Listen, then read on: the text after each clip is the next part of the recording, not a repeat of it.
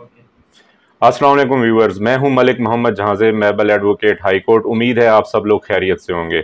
दोस्तों, ये हमारे चैनल की दूसरी वीडियो है और आज का जो टॉपिक है वो इंतहाई ज़रूरी और इंतहाई अहम कानूनी मालूमात पर मुश्तमिल है। तो आप सब लोगों से गुजारिश है कि वीडियो को मुकम्मल देखें, इसका कोई भी हिस्सा स्किप ना करें, क्योंकि मैं नहीं चाहता कि मेरा कोई भी व्यूअर इंतहाई अहम कानूनी मालूमात से महरूम रह जाए। तो दोस्तों, वीडियो को शुरू करने से पहले, टॉपिक को शुरू करने से पहले, जो दोस्त मेरे चैनल पर नए हैं उनसे मुअद्दबाना गुजारिश है कि मेरे चैनल को सब्सक्राइब करें और बेल आइकन को दबा दें, ताकि हमारी आने वाली हर नई वीडियो आप तक बर वक्त पहुँच सके और आप कानूनी मालूमात की रसाई से महरूम ना हो।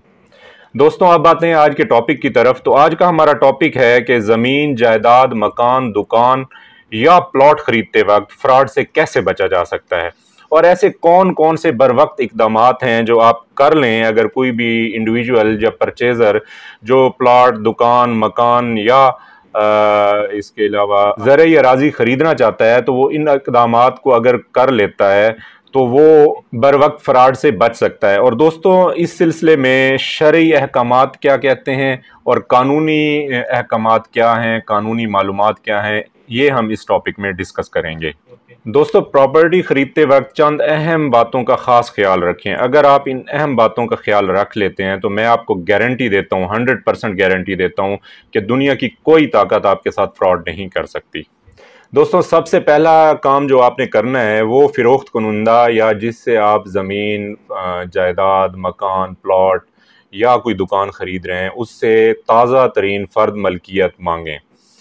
अगर फ़र्द मलकियत नहीं है तो उससे रजिस्ट्री की कॉपी मांगें और फिर उसके बाद उस रजिस्ट्री की कॉपी उस फ़र्द मलकियत को महकमा रेवेन्यू से यानी कि अराज़ी रिकॉर्ड सेंटर से वेरीफाई करवाएं।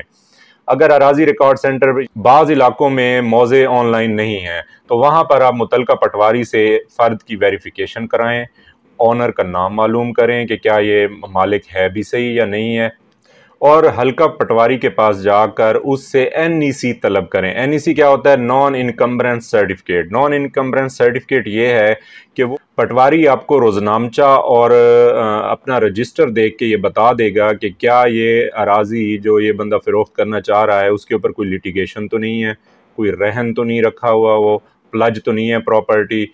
यानी कि पटवारी आपको वो उस सर्टिफिकेट के ज़रिए बता देगा कि ये प्रॉपर्टी हर किस्म के भार से पाक है। इसके अलावा दोस्तों, अगर आपके लिए मुमकिन हो तो पर्त पटवार भी देखें, पर्त सरकार भी देखें और ख़ासकर खसरा गिरदावरी ज़रूर देखें ताकि उसके कब्ज़ा से मुतल्लिक आपको मालूमात मिल सकें। तीसरा सबसे अहम पॉइंट जो है इस सिलसिले में है वो ये है कि प्रॉपर्टी का ख़ुद जाकर मुआयना करें, चाहे वो दुकान है, प्लाट है, मकान है या कोई ज़रई अराज़ी है, खुद जाकर इसका फ़िज़िकल मुआयना करें ताकि आपको ये मालूम हो सके कि इस बंदे का कब्ज़ा है भी सही या नहीं। तो दोस्तों, इस सिलसिले में अदालत आलिया का एक बहुत अहम फ़ैसला है, 2013 YLR 1898 पेज नंबर है कि अगर मालिक जायदाद के पास उस जायदाद का जो वो फ़रोख्त कर रहा है कब्ज़ा मौजूद ना हो तो वो अपना कानूनी इख्तियार नहीं रखता कि वो जायदाद फ़रोख्त कर सके। इसी तरह दोस्तों, मुश्तरका खाता में शरीक खातादार सिर्फ अपना वही मखसूस हिस्सा फ़रोख्त कर सकता है जिस पर उसका कब्ज़ा हो। ये भी अदालत आलिया के बहुत सारे फ़ैसलों में इसकी भी वजाहत आ चुकी है। अगला पॉइंट दोस्तों, सबसे अहम पॉइंट है, वो ये है कि मुआहदानामा बै का लिखवाना या तहरीरी मुआहदानामा बै, जिसे सेल डीड भी कहते हैं। तो दोस्तों, पहली इसमें एक बात का ख्याल रखें कि किसी प्रोफेशनल वकील से हमेशा मुआहदानामा बै लिखवाएं, क्योंकि अराइज़ नवीस या वसीका नवीस से लिखवाने का ये नुकसान होता है कि वो टेक्निकलिटीज़ नहीं जानता। एक प्रोफेशनल वकील ही आपको बता सकता है कि कल कलां अगर कोई बंदा मुआहदानामा बै से मुकर जाता है या उसको तोड़ देता है तो उस सूरत में कैसे अदालत में आपको आपका हक दिलवाया जा सकता है। चंद रुपयों की बचत की खातिर आप अपनी ज़िंदगी भर की कमाई को दाव पर हरगिज़ ना लगाएं। दोस्तों, अब आ जाते हैं कि हज़रत मोहम्मद सल्लल्लाहु अलैहि वसल्लम और कुरान मजीद के अहकामात इस बारे में क्या हैं और अहादीस नबवी में इसकी क्या वजाहत आई है। तो दोस्तों, इस बात को मद्देनज़र रखते हुए सूरह बकरा की आयत नंबर 282 का तर्जमा है, अल्लाह कमी बेशी माफ़ फरमाएं कि ए लोगों जो ईमान लाए हो, जब तुम बाहम लेन देन करो तो लिख लिया करो और गवाह बना लिया करो 2 अदद, चाहे मामला छोटा हो या बड़ा, میعاد کے تعین کے ساتھ ایسی دستاویزات لکھوانے میں تساہل مطلب سستی سے کام نہ لو کہ اللہ کے نزدیک یہ طریقہ کار تمہارے لیے زیادہ انصاف پر مبنی ہے۔ تو دوستوں اس آیت سے ہمیں کیا باتیں معلوم ہوتی ہیں کہ جب ہم باہم لین دین کریں تو معاملہ چھوٹا ہو یا بڑا ہو اسے لکھ لیا کریں، 2 عدد معتبر گواہ بنا لیا کریں، اور تیسری سب سے اہم بات کہ اس معاملے میں تساہل یا سستی سے کام نہ لیں، اور یہی انصاف کے قریب تر معاملہ ہے۔ دوستو حضرت محمد صلی اللہ علیہ وسلم کی ایک حدیث کا مفہوم ہے کہ لین دین یا خرید و فروخت کرتے وقت ایک دوسرے سے اجنبی ہو جاؤ، کیونکہ عموماً فراڈ ہمیشہ وہیں پر ہوتا ہے جہاں پر بھروسہ زیادہ ہوتا ہے۔ تو اگر ہم قرآن مجید اور احادیث نبوی کی ان احکامات پر عمل کر لیں تو یہ بھی اس بات کو سپورٹ کرتے ہیں یا اس بات کو ترجیح دیتے ہیں کہ ہمیں تحریری معاہدہ نامہ بیع لکھوانا چاہیے۔ دوستو معاہدہ نامہ بیع میں تمام تر تفصیلات لکھوائیں۔ 2 معتبر گواہ، وہ گواہ اگر پتی دار ہوں تو زیادہ بہتر ہے، وہ لازماً ہونے چاہیے، اور بیانے کی پیمنٹ کا حوالہ لازمی آنا چاہیے۔ بیانے کی پیمنٹ یاد رہے کہ ٹوٹل ادائیگی کا 10% ہوتی ہے، اس کا حوالہ بھی معاہدہ نامہ بیع میں لازمی لکھیں۔ اور ایک اور سب سے اہم بات کہ اگر جس کے ساتھ معاہدہ نامہ بیع کیا جا رہا ہے وہ ڈیفالٹ کرتا ہے، وہ بھاگ جاتا ہے، تو اس صورت میں ہرجانے کی رقم لازمی لکھوائیں۔ رقم کی ادائیگی بذریعہ چیک یا بذریعہ پے آرڈر کریں تاکہ آپ کے پاس ثبوت ہو ادائیگی کا، اور نقد رقم کا لین دین دوستوں میں اس معاملے میں آپ کو سختی سے منع کروں گا کہ نقد رقم کا لین دین ہرگز نہ کریں۔ اور دوستو ٹرانسفر آف پراپرٹی سے ریلیٹڈ جو بیچ میں آپ نے لکھنا ہے کہ انتقال کب کروا کے دینا ہے، جب آپ بقیہ پیمنٹ اسے دیں گے تو کوشش کریں کہ اس سے کم وقت مانگیں اور فوراً اپنے نام زمین، جائیداد، دکان، مکان یا پلاٹ منتقل کروا لیں۔ دوستو ہم لوگ رجسٹری تو کروا لیتے ہیں، اس کے بعد ہم سستی کا شکار ہو جاتے ہیں اور فوراً انتقال نہیں کرواتے۔ تو اس سلسلے میں آپ کوشش کریں کہ رجسٹری کے فوراً بعد انتقال کروائیں۔ اس کا کیا پروسیس ہے؟ دوستو آپ کو کرنا یہ ہوگا کہ آپ اپنی رجسٹری کی حسب ضابطہ نقولات اپنے متعلقہ پٹواری کے پاس لے کے جائیں گے۔ رجسٹر میں آپ کے نام اور آپ کی زمین کا اندراج کرے گا۔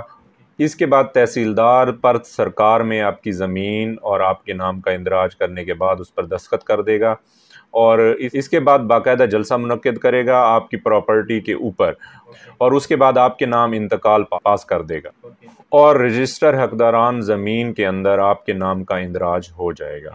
دوستو 5واں جو سب سے اہم پوائنٹ ہے وہ یہ ہے کہ مختار عام سے پراپرٹی ہرگز نہ خریدیں۔ میں آپ کو سجیسٹ کروں گا کہ مختار عام سے پراپرٹی ہرگز نہ خریدیں۔ اگر مجبوراً آپ کو پراپرٹی خریدنی پڑ جاتی ہے تو 4 نکات، جو 4 باتیں، ان کا خاص خیال رکھیں۔ نمبر 1 کہ آپ تسلی کر لیں کہ اصل مالک زندہ ہے۔ نمبر 2 اصلی مالک نے ابھی تک وہ مختار عام کینسل نہیں کروایا۔ نمبر 3 اصلی مالک نے کسی بھی شخص کے ساتھ اس پراپرٹی سے ریلیٹڈ کوئی معاہدہ نامہ بیع پہلے تو نہیں کروا رکھا۔ نمبر 4 اس مختار نامہ عام کی ویریفیکیشن ریونیو ڈپارٹمنٹ سے لازماً کروائیں۔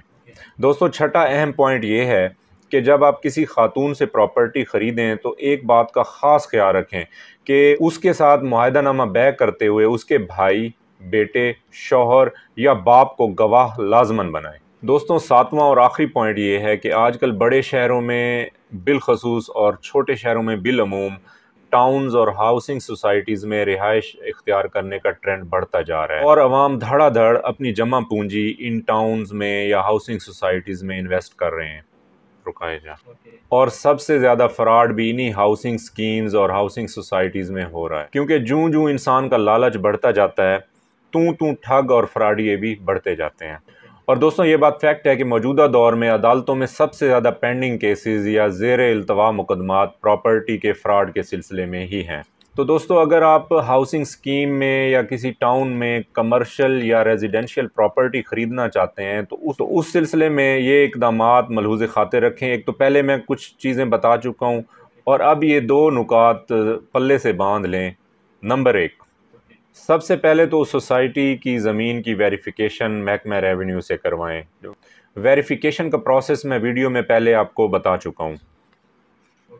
دوسرے مرحلے میں وہاں پر جا کر فزیکل معائنہ کریں۔ محکمہ ریونیو سے اس سلسلے میں NEC بھی حاصل کیا جا سکتا ہے۔ मुतलका हल्का पटवारी आपको ये मालूमात फराहम कर देगा कि ये अराज़ी जिस पर ये टाउन बना हुआ है इसका असल मालिक कौन है, टोटल जगह कितनी है और ये प्रॉपर्टी हर किस्म की लिटिगेशन से या मुकदमाबाजी से पाक है। दूसरा जो अहम नुक्ता है वो ये है कि आप हरगिज़ उस सोसाइटी या उस टाउन में कमर्शियल या रेजिडेंशियल प्रॉपर्टी ना ख़रीदें जिसकी NOC क्लियर ना हो, मतलब नॉन ऑब्जेक्शन सर्टिफिकेट क्लियर ना हो। मुतलका DC के पास से ये नॉन ऑब्जेक्शन सर्टिफिकेट मिलता है।